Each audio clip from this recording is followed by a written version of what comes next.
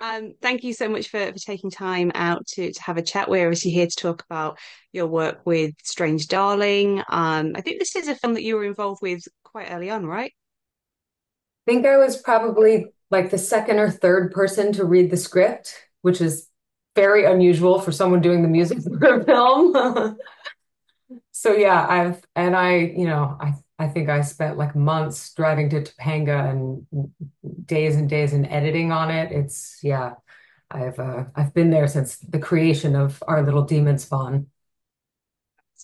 One of the, I guess the most sort of iconic songs in the film is Love Hurts. It's featured quite heavily.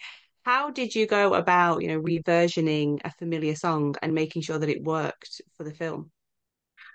Um, that's that song was actually kind of the only one that was a little bit difficult. Every other song, all my originals that I sent JT loved and he flipped for, but I historically have never loved the song Love Hurts because for whatever reason, I just like simplicity makes me like feel kind of crazy. I like records like after the artist has had a complete nervous breakdown, like that really works for me.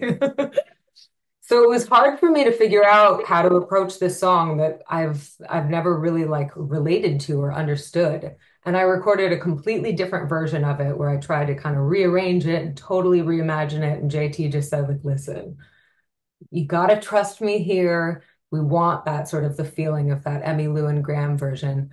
And I just couldn't think of anyone, any modern person that I know who can sing like that, because that male 70s voice is so specific.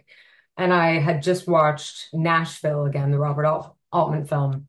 And I remembered that Keith Carradine is my godfather. And I love to ask him for ridiculous favors. And so I called him and asked him to do it. And it's changed the song for me forever. Now I love it so much. And it like kind of speaks to my soul and the history of our families. And yeah, it's a wonderful sort of thing to have forever. I see oftentimes songs become intrinsically linked to the films in which they appear. How does it feel knowing that, your work is now going to be, forever associated with Strange Darling? It feels kind of like the greatest thing that's ever happened for me because I've seen this movie hundreds of times now, and whether it's just my goldfish brain or just how good it is, but every time I see it, I kind of can't believe that I don't know, it feels like the privilege of my life to be able to provide a soundtrack for a movie like this. It's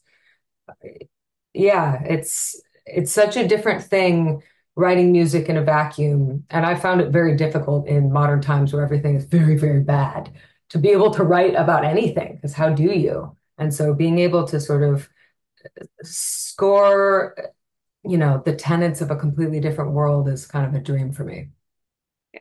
And the film releases on the 23rd of August, as does the soundtrack. Where can people find this? Where can they hear this music?